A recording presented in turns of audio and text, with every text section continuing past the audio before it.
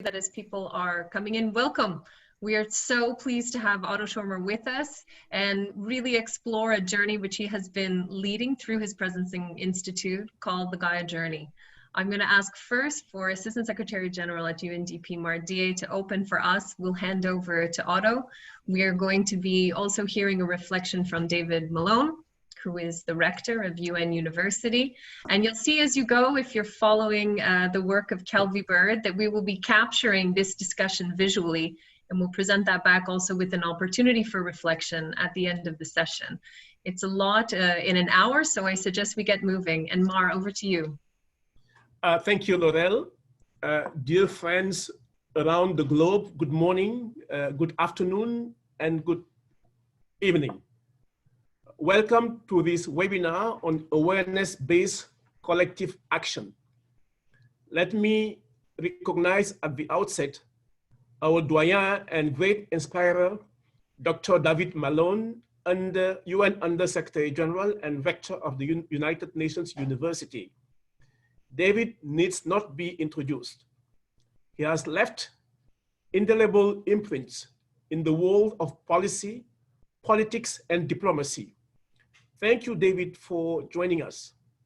Friends, as you all know, we have been sensing and experimenting that we are living in a new age, an age characterized by rapid acceleration and tectonic disruptions. We have seen it in climate change. We have seen it in population dynamics, including migrations. We have seen it in conflicts and in cyber criminality. We have seen it in digital transformations. We are seeing it now in COVID-19. Besides, COVID-19, by laying bare our collective vulnerabilities and fragilities, has given us an enhanced awareness of a truth that we have seemed to be ignoring: the axiom that we are only collectively as strong as our weakest link.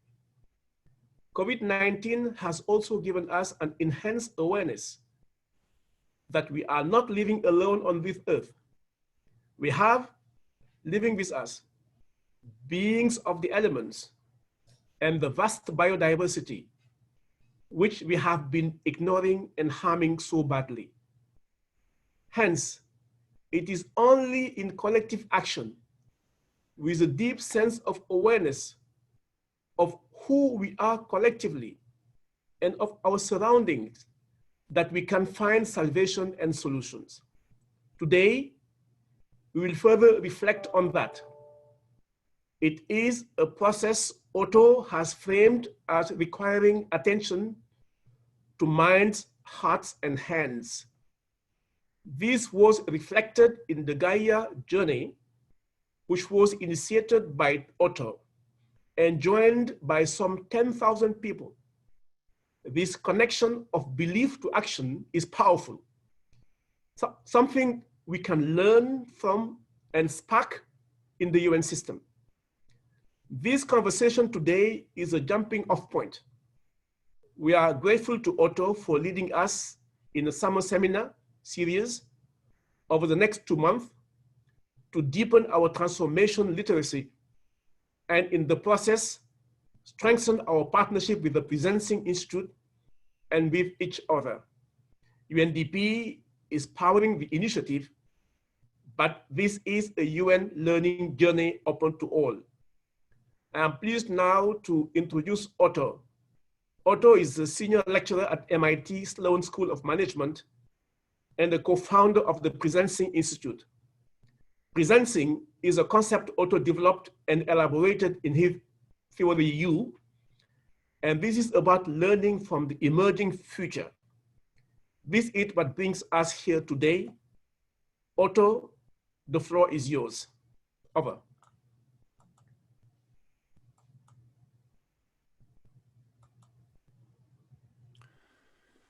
Thank you, Mar.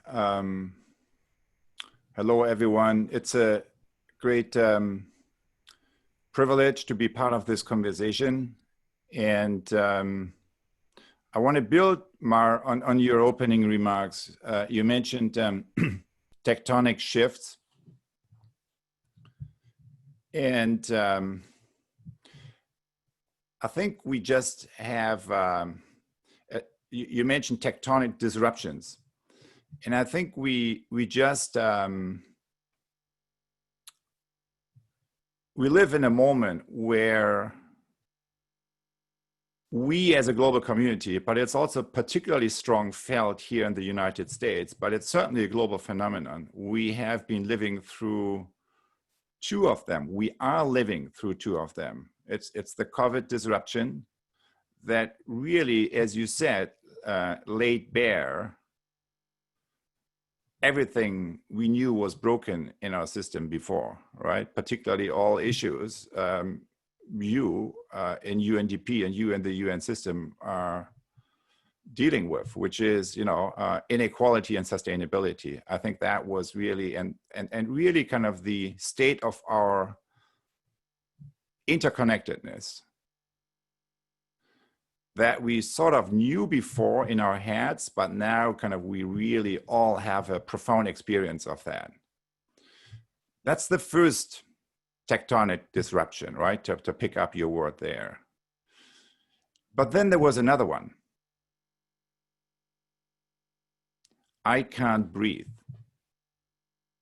The Black Lives Matter moment that we are living through, not only here in the United States, but globally.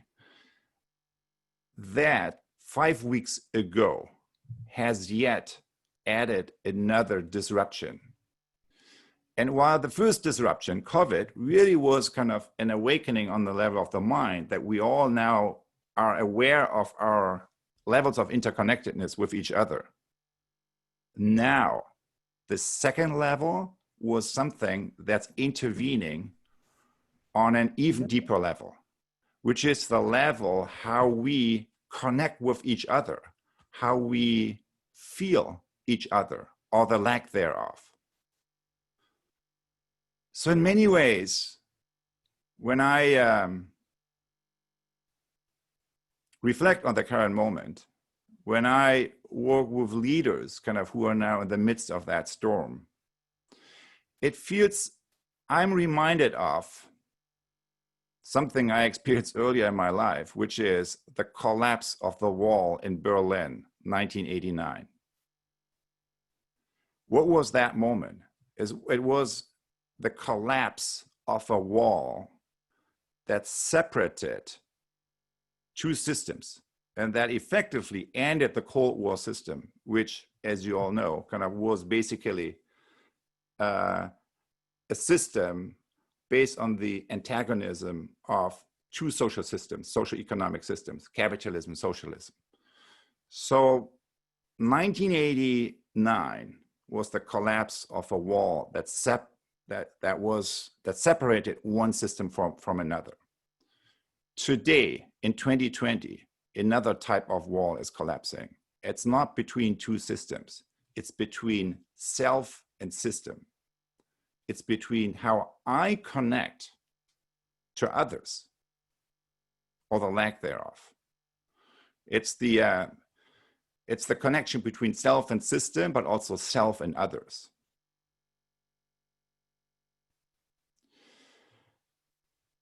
So I want to invite you in my remarks to a little bit take this lens and to look at your own work as a leader and change maker. From that lens, in order to reframe a little bit, what is really our job as change makers? I mean, the backdrop of this conversation, of course, is very clear and very simple. We need massive transformation, right, to accomplish the 2030 agenda. In this decade, massive transformation needs to happen. Everyone knows that. The disruption is already there, but what is not there? The transformation literacy that allows us to move from the disruption we are experiencing on the one hand to the transformation that we need to see on the other. So I want to offer you maybe one or two tools how to increase your own capacity for that transformation literacy. I think that is so much needed today. So allow me to share a few images, and Mar and also Laurel made mention of the Gaia experience, which was a rapid response, and it's maybe an instructive little story that I want to quickly highlight to use it as a data point, to highlight kind of what really is the leader's work today. So Gaia is an acronym for Global Activation of Intention and Action. And early on in the COVID moment, that was mid-March,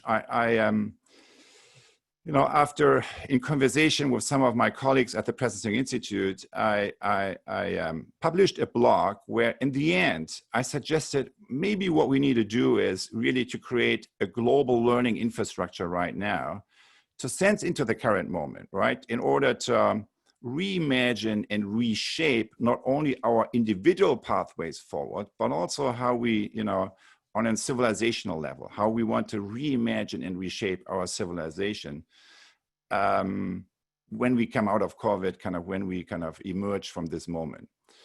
And so the interesting thing was we had quite a remarkable response to that. We had 10,000 people signing up within 10 or 12 days. And within, so that was one. So there was a response, people interested in that.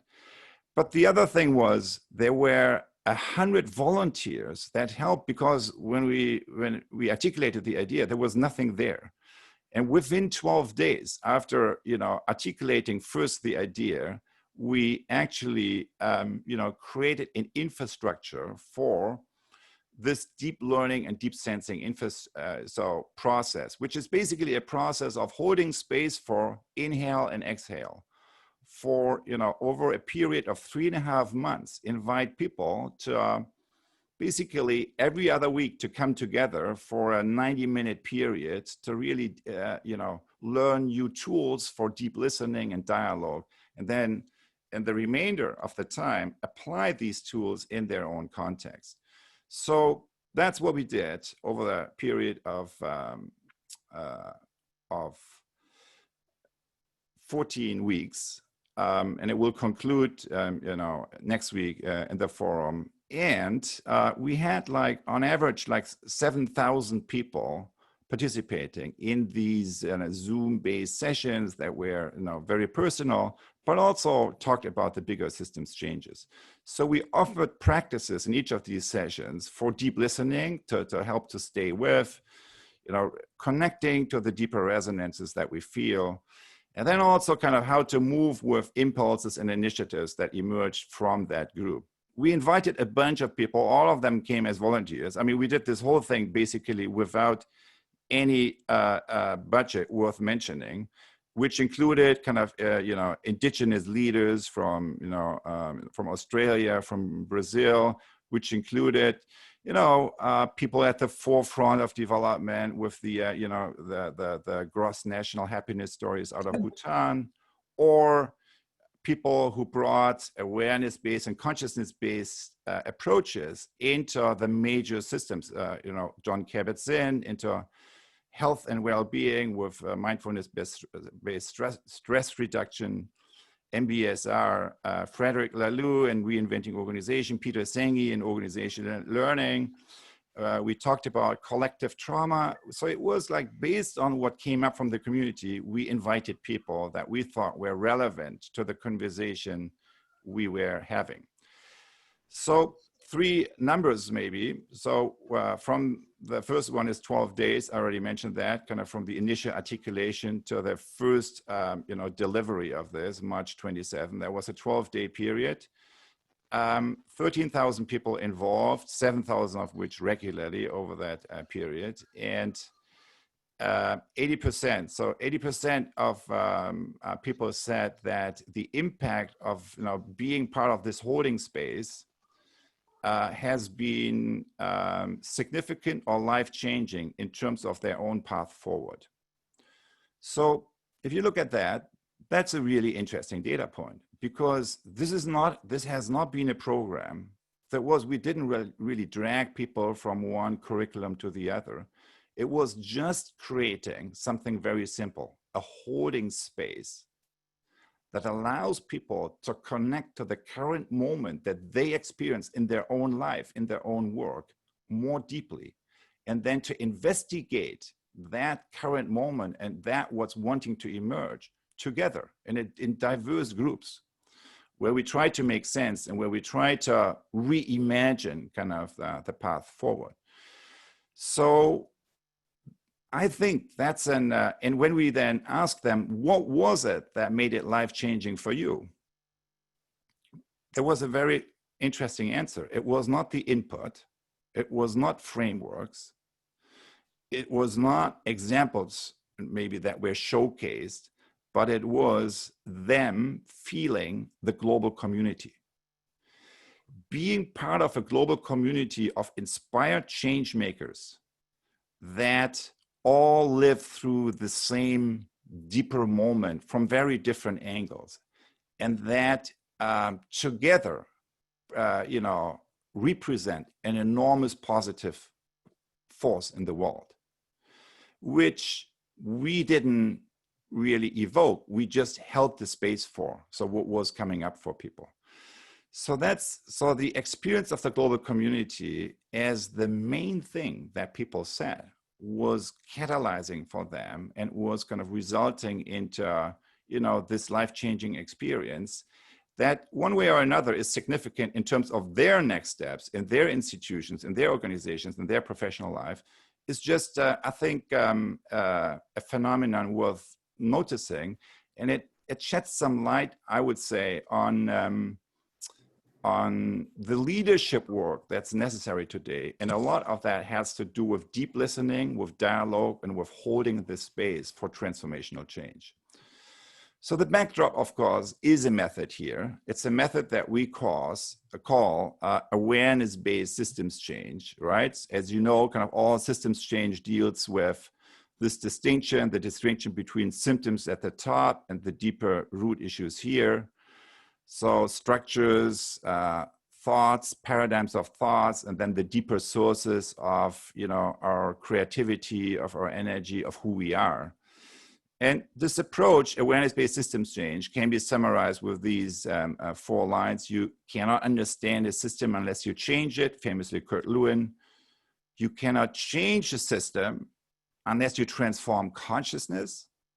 In other words, you really need to address all 4 of these levels, not just the top 2, right? 3, how do you do that? You cannot transform consciousness unless you make a system see and sense itself. So those are the new deep learning environments that are necessary. And so the Gaia story that I just indicated a little bit for you is like a small example of that. And of course, which is something that needs to be further developed. And then lastly, to do all this, we need to be the system. So we need to embody the future that we want to see. And that was one of the indigenous leaders who came in as a speaker, Ubirasi Patasio from Brazil, kind of who made this point. We know that to do any of this, bring that into realization requires new leadership capacities, right? Requires, new strategies, new knowledge, but it also requires new leadership capacity, which has a lot to do with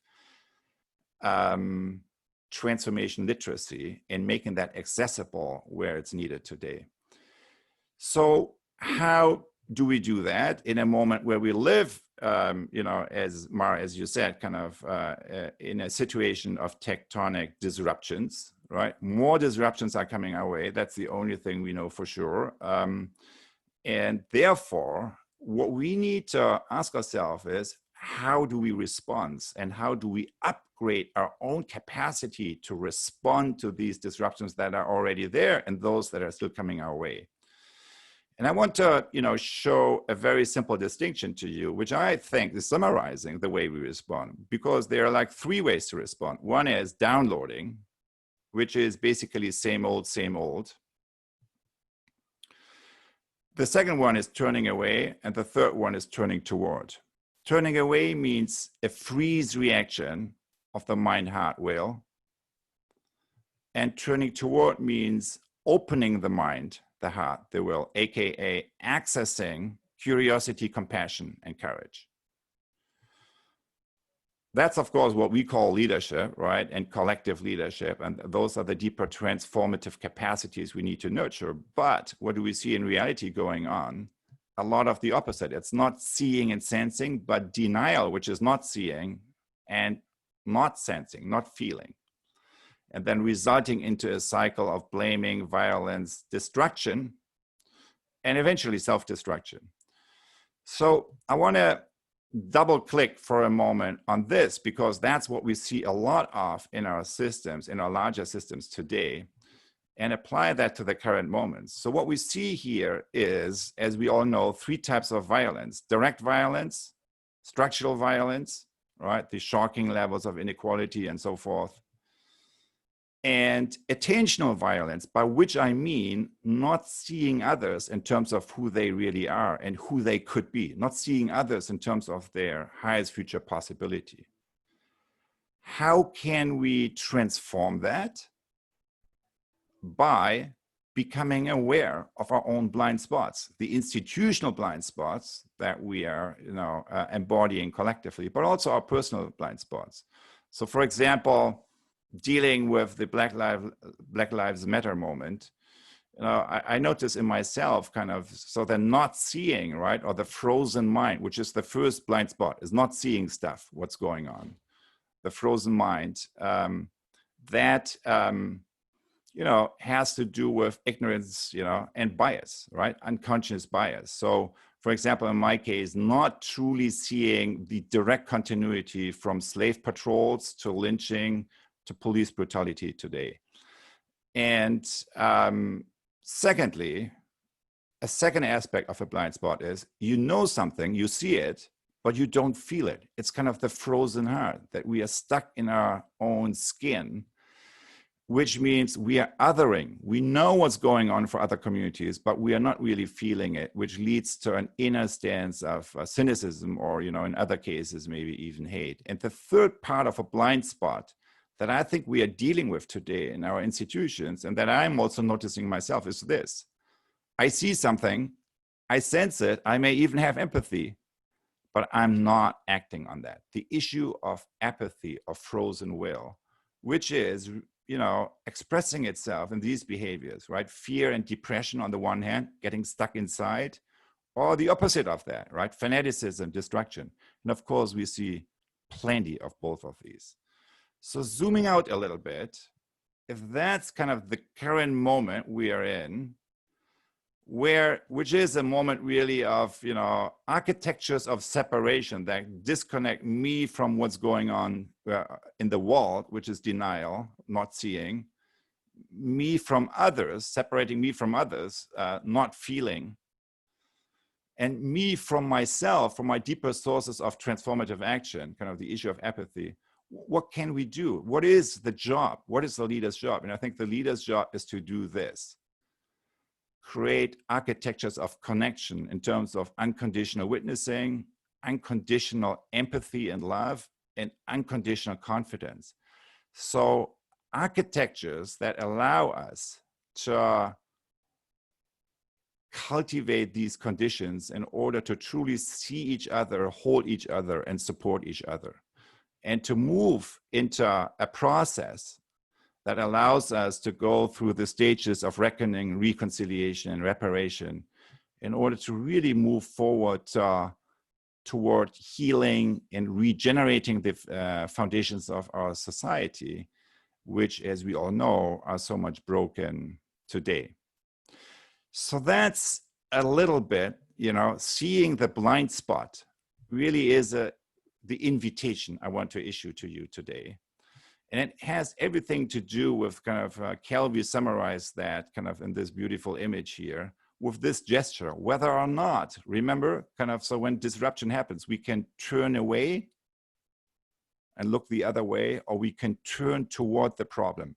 turn toward the blind spot that we may have individually, institutionally, and engage in these uncomfortable situations, which if we do, is collapsing this inner wall, the wall between self and system, which then allows us to activate the profound potential for change that we all feel is right there right now, but it's not fully activated.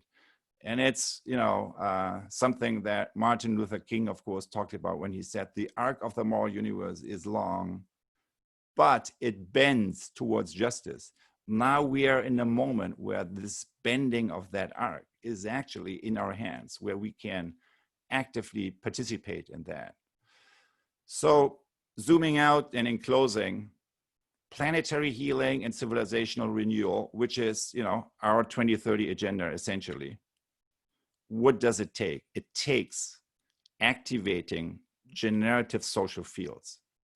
Because all these things are basically changes between stakeholders that need to go through a profound shift from ecosystem awareness to ecosystem awareness, to true co-creativity among stakeholders.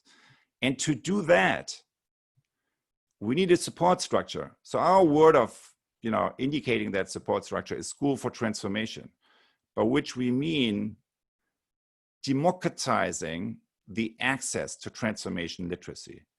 And the story that I share kind of with the people coming in and the Gaia story is really a precursor of that.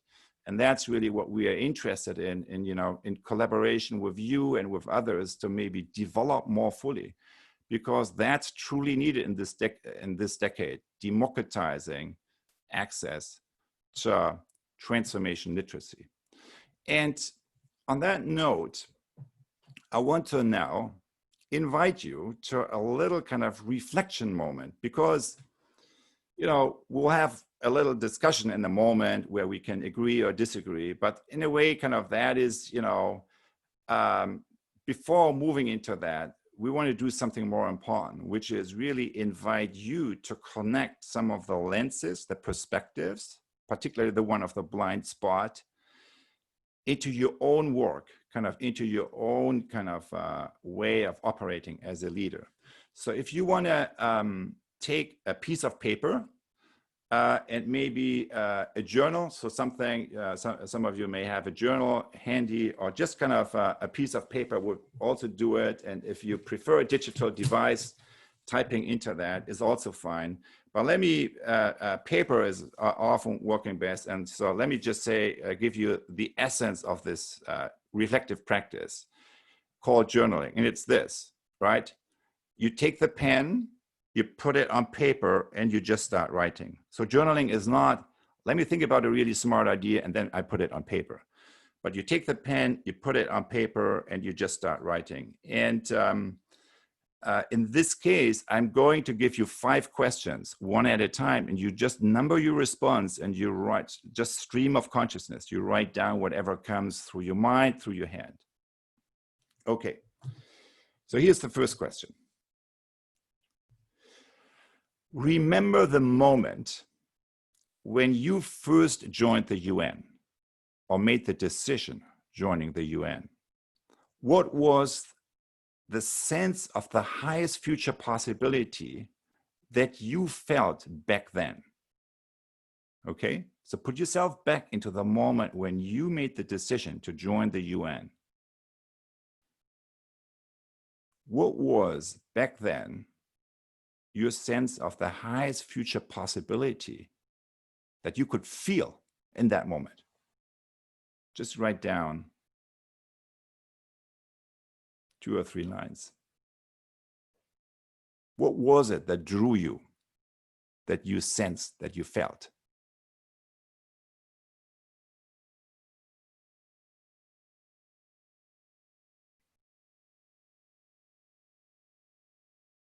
Your highest hope.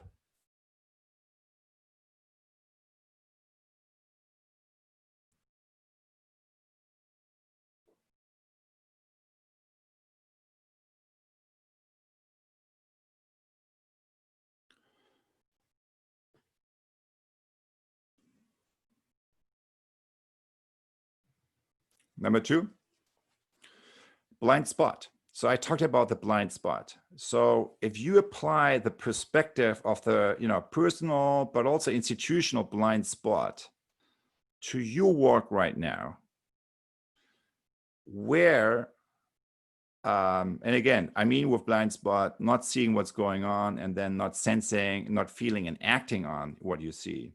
So where do you feel is the focus maybe of the current work you're engaged in a little bit off? So where are you not fully seeing what's going on? And what are areas where maybe you know what's going on, but you are not fully feeling and acting on it yet? So if you think about your own institutional / personal blind spot, that you notice in and around your work right now, what comes to mind?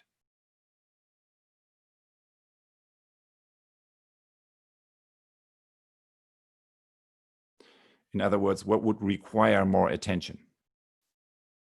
from you, from your teams, from your organization, from the entire UN system?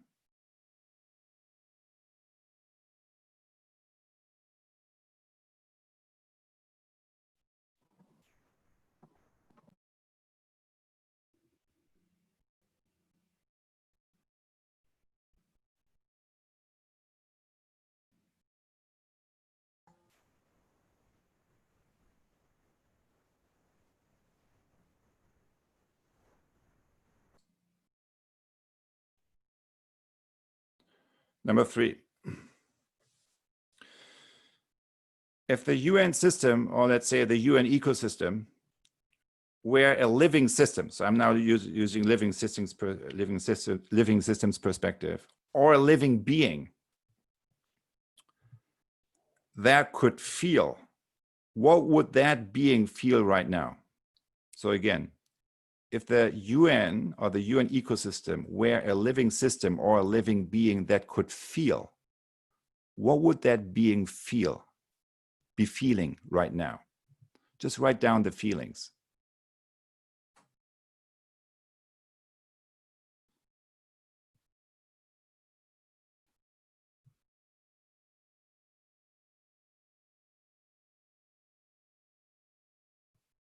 If the UN ecosystem were a living being that could feel, what would it feel in this moment?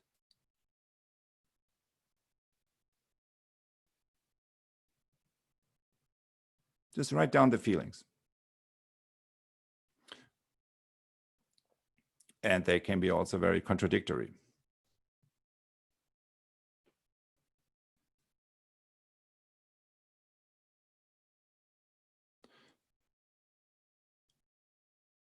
Number 4, if the UN ecosystem were a living being that could speak to you, the change makers here in the UN or in the UNDP, what would it say to you now? If the UN ecosystem were a living being that could speak to you, the change makers in the system, what would it say to you now?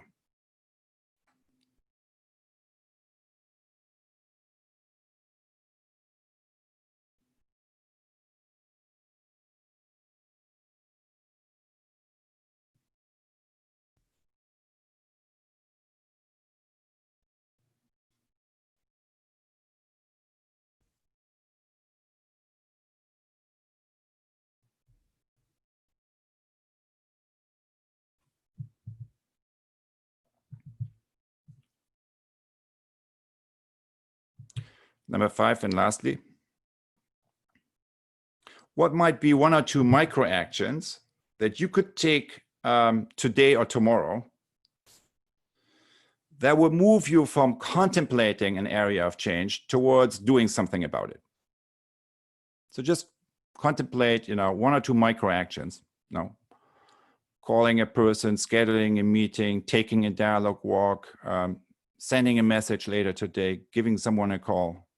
What might be 1 or 2 micro actions that you could take today or tomorrow that would move you from contemplating an area of change towards doing something about it? putting you on a path of realizing it.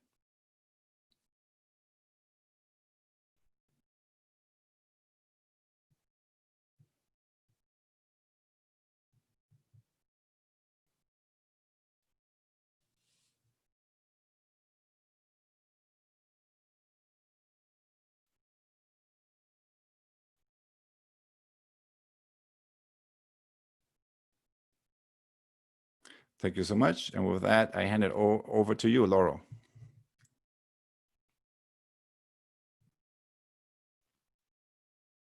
Otto, thank you so much. I think you've given us a lot to think about, a lot to feel, a lot to reflect on. So colleagues, let me open up this opportunity to you to share your reflections in the chat, share any questions that you may want to ask in the Q&A. And we're going to give you a moment to share those digitally. We'll be capturing all of this. And then I'm going to call on a few of you who would like to ask a question directly of Otto to go ahead and ask that. And it's easy. You can take yourself off mute directly. But let me first ask for colleagues, feel free to use the chat space to share some of the reflections, share some of what emerged in your own experience of journaling.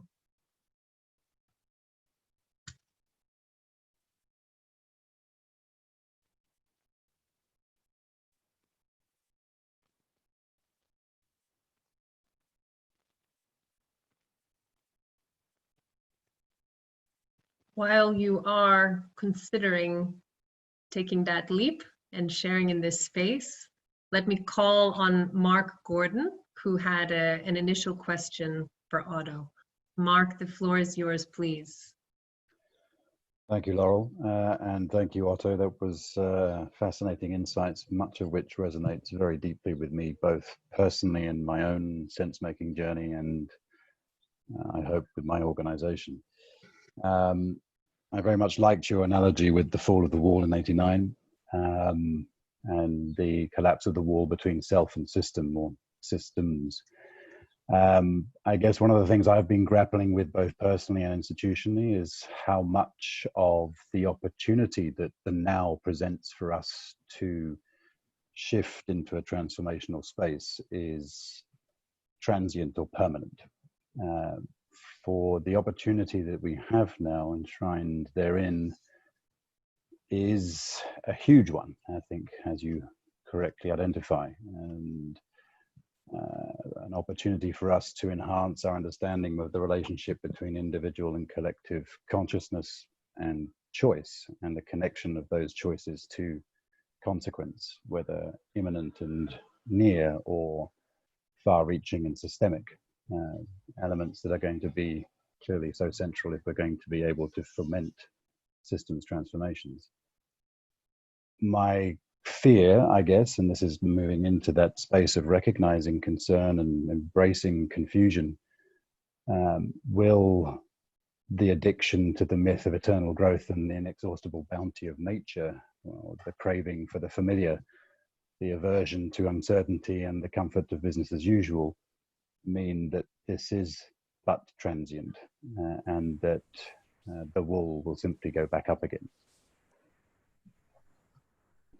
Over. Mark, thank you so much. Otto, if it's okay with you, I'm going to ask two other colleagues who wanted to raise questions and then give you a chance to respond. Very good. Jürgen, please, for you first, and then Zakina, over to you. Jürgen, floor is yours.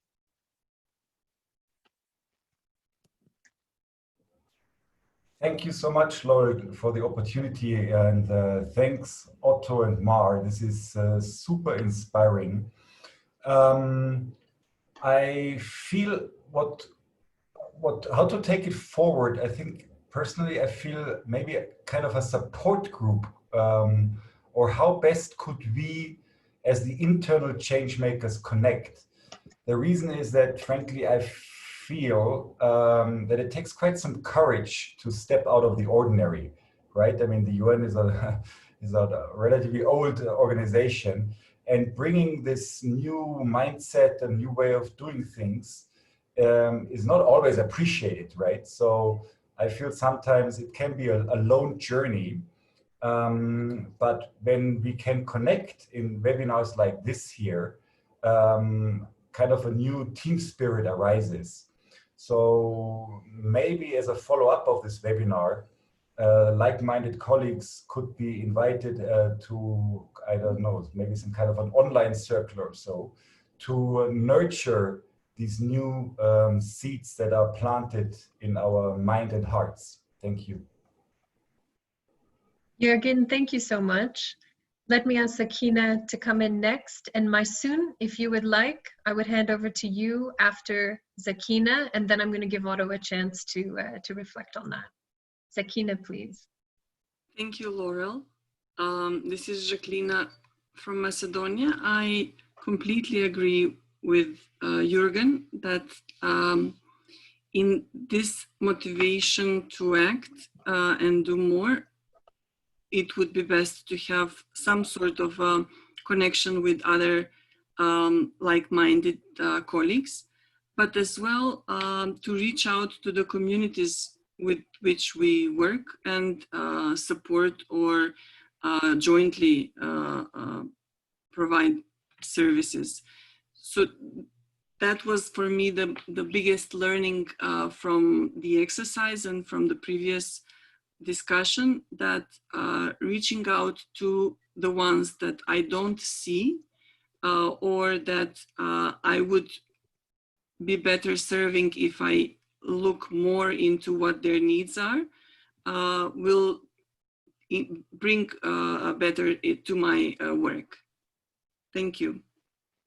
Thank you very much, and good to hear from you from Moldova. Jürgen was joining us from Bhutan, just to share that as well too. Maysoon, over to you, and then we'll hand back to Otto.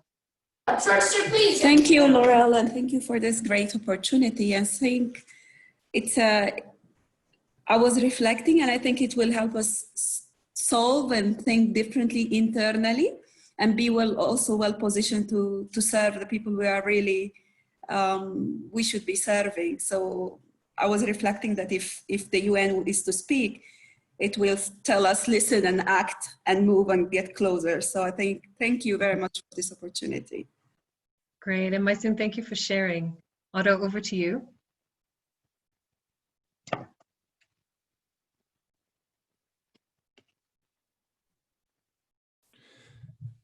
Mark, you're I mean, I really resonate with everything that was said. Maybe just kind of to underline a few things. Mark, you're absolutely right. I mean, we know that these, there are like, history doesn't work like, you know, just gradual change. Kind of, there are windows of opportunities. There's like kind of a plastic hour where everything is possible. And that kind of a bifurcation point, right, in systems language. And then, you know, where small differences can have a huge impact. And then there's like, we go back to normal where only gradual change tends to happen. So there is this, whenever disruption happens, there is this moment, right, this plasticity in the system where a lot, with little effort, a lot impact can be realized. And then there's a halo that goes on for a while before it closes again, right? And snaps back into hopefully not the old routine. And we saw that after the financial crisis, right? We had a lot of momentum going around sustainability before, and then came that crisis and that. So I think we have all seen what you described as a concern, and that is exactly why I believe that was basically my main point of the whole presentation. We need to upgrade our leadership and response capacity. Not just kind of having all the right programs and knowing all the right things, but how do we respond to these disruptions in a way that's timely? It's not only the right thing and right idea are not in the right moment is worth nothing, right? If you cannot really kind of link that with the timeliness and kind of that upgrade the collective leadership capacity in that regard, that's really what I try to bring across, and I think you the relevance for that kind of you made very clear to all of us. And then Jürgen and Jacqueline and I completely agree. It needs, I mean, that's, if there's anything we learned, right, how to build this transformational leadership capacity is over the past 50 years, as a profession, I would say it's this: it needs a support structure, behavioral change, kind of building, activating these deeper individual and systemic collective leadership capacities does not happen through, you cannot just mandate things. You cannot just kind of with a one-point intervention. You need an ongoing support structure for that. And that is, very systemic on the one hand, very personal on the other hand. And that was exactly, Jürgen and the others of you, what you pointed out is necessary. And when it's doable, a lot of that can be done virtually, not only, but we learned a lot. I think that's a big opportunity really how to upgrade the collective leadership capacity to rise to the huge opportunities that we are dealing with around the tectonic shifts that Mara was talking about. Otto, thank you so much. There are other questions, colleagues, and we're going to take these up in due course as we go forward. So coming out of this particular webinar and in the continuation of what we see as a learning journey. So thank you, all your questions, and anything else that you want to add, any other points of reflection, we'll hold the space as we go forward over the next few months with Otto. I'd like to invite David Malone to share his reflections with us. And as he's doing so, if you haven't been keeping an eye, please do on what Kelvie is beautifully creating as a visual reflection of our discussion. And then I'm going to give her the opportunity to share it after David. Dear David, over to you.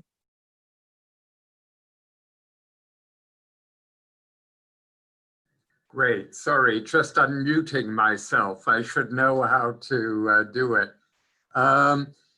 So first off, Laurel, thank you very much with friends of yours for organizing this event.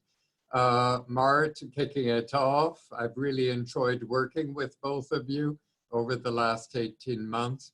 Otto, thank you very much. I think you've probably for each of us through this session brought into focus both things that are positive as well as things that are negative about how we're responding to this very particular moment in our personal history.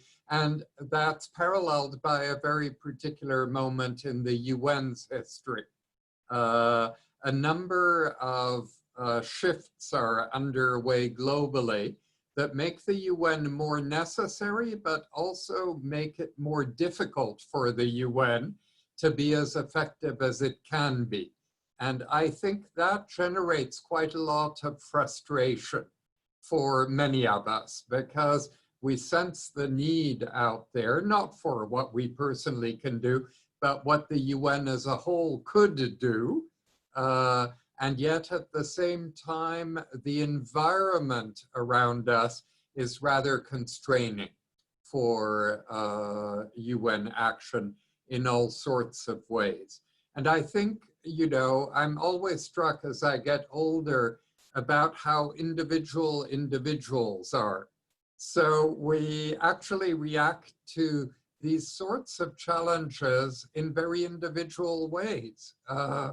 And as I have the pleasure of working with a much younger team than I am, I'm probably the oldest person on this call, one of my pleasures in life is seeing how they are so much more effective and creative than I am. And actually, you'd think that would annoy me. It's a huge source of satisfaction to watch younger people coming up in the UN system, full of passion and ideas and commitment and so on, and actually making the UN a much better place. I think those of us who are more in our comfort zone don't contribute that sort of energy to the house, so to speak.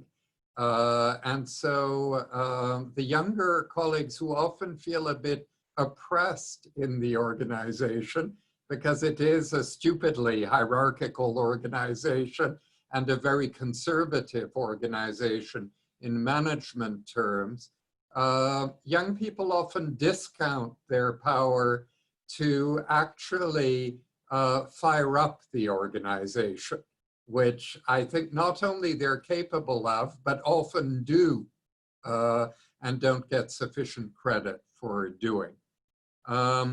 Just responding myself to some of the interesting questions Otto asked, and it forces a moment of sort of examination, which I'm not particularly inclined to, and others in the chat may also not be as inclined to as others on the chat. I think this particular moment brings out things that are happy surprises about myself to myself, but also confirms some of my less happy traits. And those perhaps at my age I can't do very much about because we become increasingly creatures of habit. But the positive ones, I can do more in terms of being more proactive, not being passive. I think the young people in the system would like to be proactive, but often feel it's difficult. I actually know it's possible, but I often forget to come forward with what I could do. And so in that sense, I found this really useful for myself. So in brief, Laurel, Jamie, others who have made this happen, and Otto and Kelby who are helping all of this connect with us. These considerations which are so often, I'm sure it's no surprise, Otto, absent in our lives as UN public servants and public servants to the world. It's actually quite exciting. So thank you very much. Thank you so much, David, and thanks for such a personal reflection. Otto, I'm going to hand over to you in case you want to react. There was a lot in that, and also to introduce Calvi and just sort of share the space of reflection. And then I'll just close with a word or two on the next steps. But over to you. Thank you, David, for your heartfelt reflections. I will love to respond a lot more thoroughly for them, but I think in the spirit of the time, I want to now hand it over to my co-facilitator and colleague, Kelvy Bird, to share with us a little bit, how you have been reflecting on the last hour. Over to you, Kelvy. Hi, everyone. I'll just let my voice come in so that the picture stays and not switch between cameras here. But it's been a pleasure to be listening in such a short window of time to really, a quick facing of some realities and also starting to inquire into the possibilities that can reshape how we are today and how we are going forward individually and collectively.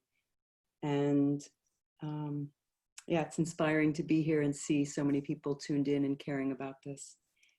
And I think I'll just leave it at that, Otto, and then let you take it away with the process for the All day. right.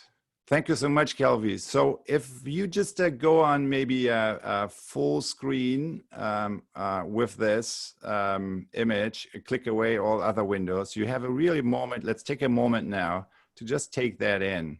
Notice what you are seeing. Notice also what you are sensing.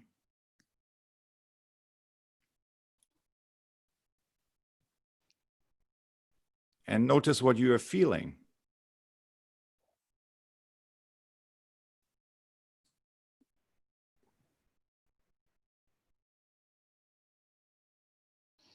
As we look into this mirror of our last hour together here. And then, if you feel drawn to do so, please share what you see or sense or feel by just unmuting yourself and, just share a sentence by using the sentence structure, either I see, I sense, or I feel.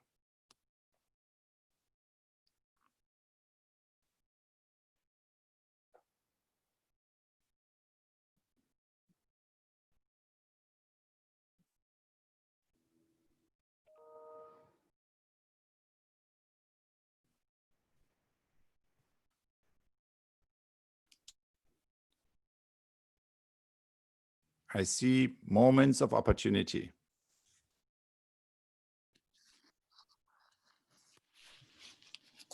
I sense urgency.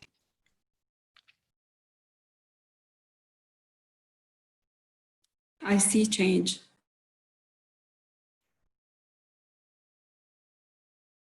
I feel resistance.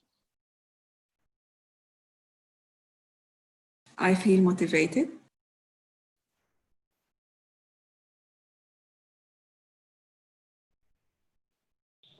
I see connection. I feel challenged. I see an expansion of horizons. I see reshaping society.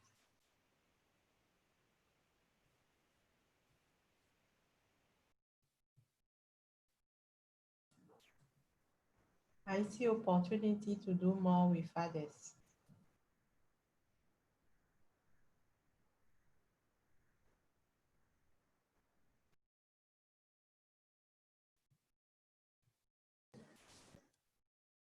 Thank you all for making for this brief moment visible our deeper collective body of how we not only see, but also sense and feel the current situation, which is the real material. We are just a microcosm here of the larger whole. That's the real material we are working with as leaders.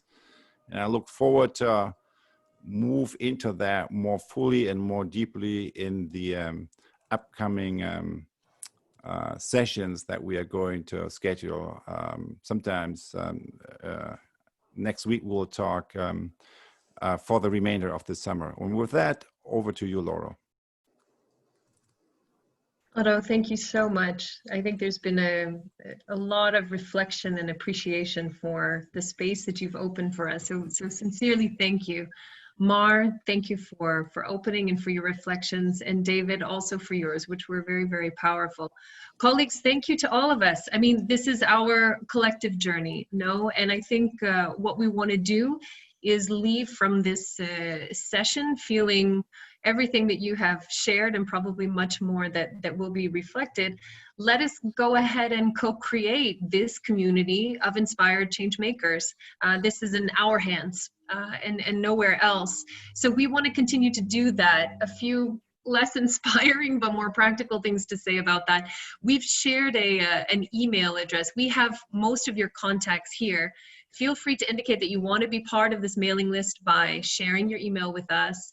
You have seen this invitation is on the sparkblue.org website. We're going to be building out a space for this learning journey and for the subsequent seminars that are to come, and for Kelvy's beautiful drawing, which will be there as well too.